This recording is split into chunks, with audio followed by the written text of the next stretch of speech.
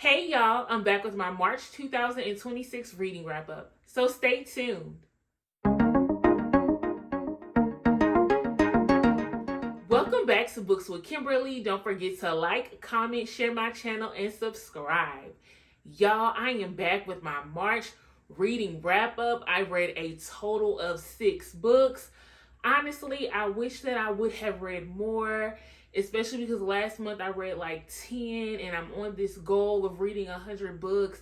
But I gotta remember that I'm not doing this to reach a certain goal. The goal is just to read. The goal is just to find books that I enjoy, read, and I get to share them with you all. So let's get into those 6 books. Out of the 6, 3 of them were audiobooks and 3 were ebooks. Let's start things off a little bit dark. The first book that I read in the month of March is In the Gray by Reid. This is a dark romance, a taboo romance. And I don't usually read books like this, but I have been seeing this book a lot on TikTok. And I just wanted to know if I could handle a little bit of dark romance. Every now and then I like to stick my foot in the dark romance pond to see if I can handle it. And when I tell y'all this one was a lot, it was a lot. But this book was a car crash, like a 10-car pile up. But I could not take my eyes off it. The book opens up, we get introduced to Atlas, who has come to Idlewild, Mississippi, running away from home. She just lost her dad. Her and her mom aren't speaking. And she's there because she got this mysterious photo of 4 men and was told where to meet them. She goes to their shop and she's looking at them and they're looking at her and they chase her down to a nearby restaurant. She ends up lying and saying she wants a job there, but she actually does need the money. So she starts working at this car shop that the 4 men who are best friends own. And while she's there, she catches the eye of Rowdy Ray, who is one of the 4 men. And he immediately wants to take her down and will stop at nothing to have her. He is very rough, very rude, very controlling, very unhinged. What is taboo about this book is there is an age difference between Atlas and Rowdy. So please check that warning if you are one of those people who big age gaps are just a huge no for you. I completely get it. So this book got a little creepy, a little weird, a lot of messy. I will say I give this book 4 stars. What's keeping me from giving it 5 is we were going with the flow of Rowdy and Atlas navigating a relationship, and I just needed them to get the ball rolling of this picture. What is going on? What about this picture that brought her to this town? What happened to you looking into her and finding out why she's even here? But honey, when I tell you, when Reid picked back up with that storyline, she put the pedal to the metal and she went there. This book went crazy to the point where I was like, how many more pages? I can't take anymore, but I cannot look away from this car wreck. I'm giving this book 4 stars. It was messy, messy, messy. And by the end of it, I liked it. And it even made me want to read more books about unhinged MMCs, which takes me right to my next book. The second book that I read in the month of March is Man of the Year by Connie, Easton. I've read another book by Connie, Easton before and I really was not impressed, but I did like Man of the Year. So the main characters of this book are Zara and Xander. Xander is a doctor. He's the head surgeon at this hospital. Then we have Zara, who works at a shoe store. She's taking care of her little brother and her mom. Her little brother gets into a fight and needs surgery. And of course, she gets introduced to Dr. Xander Brown.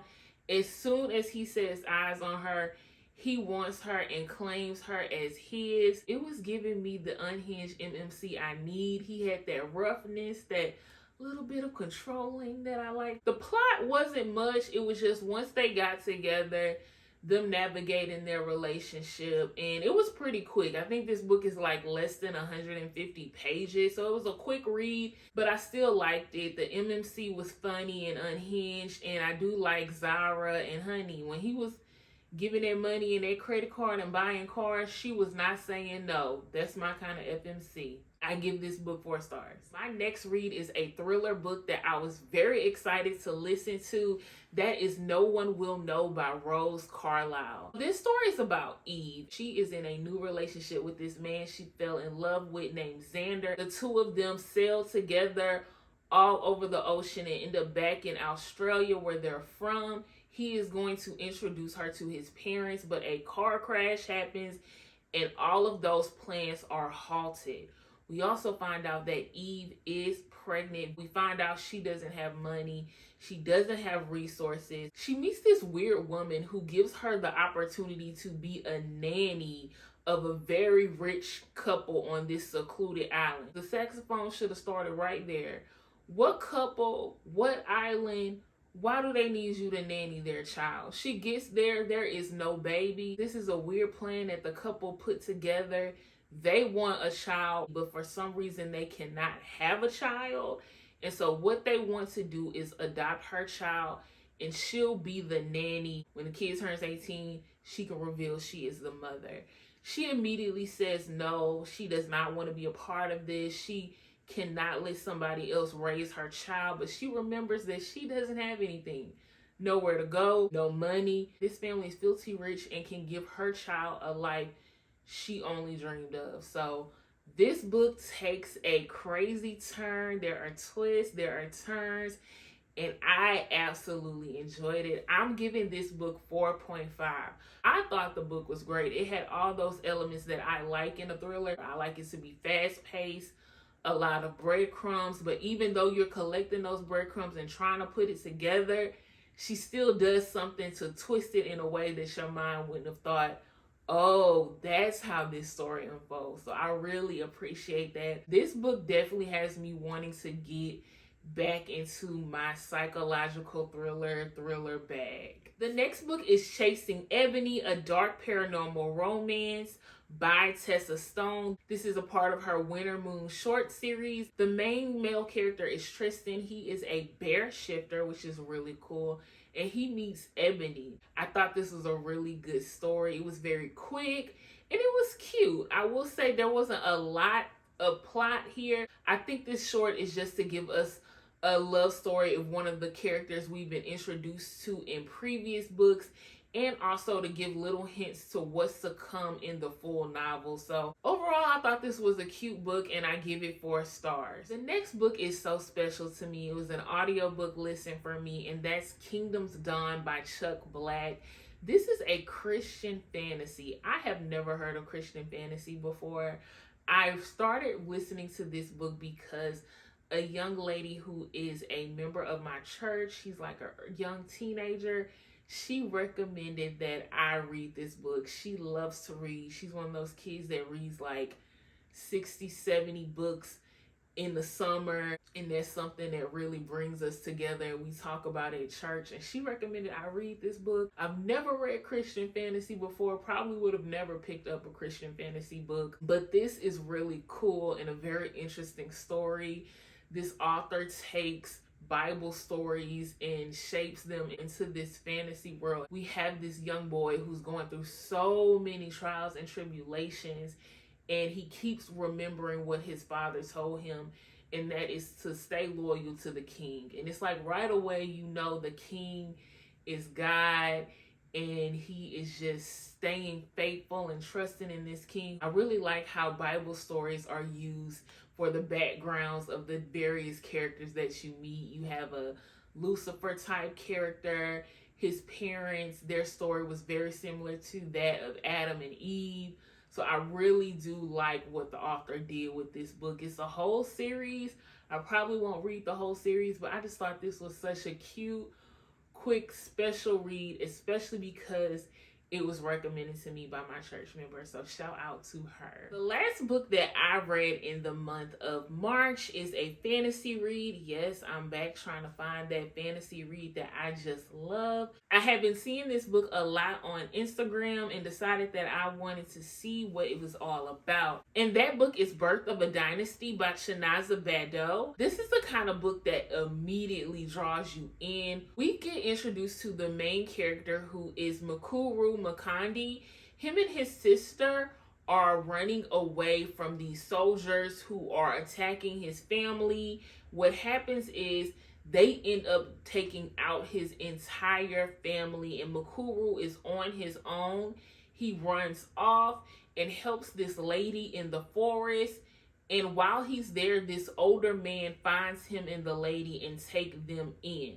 The lady is a little bit out of her mind, so she is calling him Khalil, the name of her son. The man who rescues the two of them, he's actually the father of the woman claiming to be Mukuru's mother. And he's also like a blind medicine man, but he is very aware of who Mukuru is. And he suggests that Mukuru plays the role of Khalil to keep his life and learn and grow, and when he gets older, take revenge for his family. The other main character is Zecora Namani, and the Namani family, they have all of these sons, and Zecora is the only daughter. She ends up being sent to the palace, the same palace in the kingdom that was ordered to kill Mukuru's family. At the beginning of this book, we find out that there is a magical system, but that magic has not existed for years. And it basically is like a myth. However, the myth has this thing going that if the Makunde family and the Namani family come together, and they marry each other, like a son and daughter of either family marry one another, it will bring back magic. And so the soldiers are out to find Mukuru because they know that he escaped.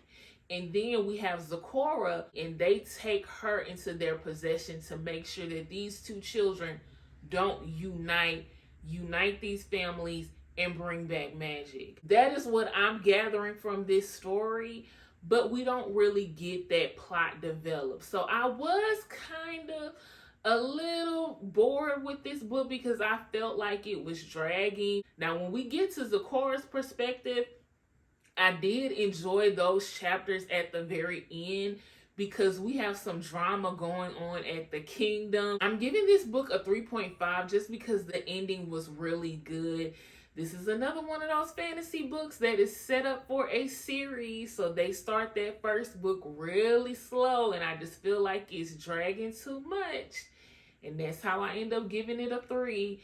But it gives me just enough to keep me wanting to read the next book in the series. But I still wish these authors would just give a lot more in these first books. Like, given a little bit more drama, a couple more side characters, I don't know, more found family. There are other things you can do to draw out this series other than just kind of give dry and boring. But that's just my opinion. Those are the books that I read in the month of March. Get down in those comments and let me know what was your favorite book of the month. Have a great Easter weekend, and thanks again for tuning in to a Books with Kimberly video.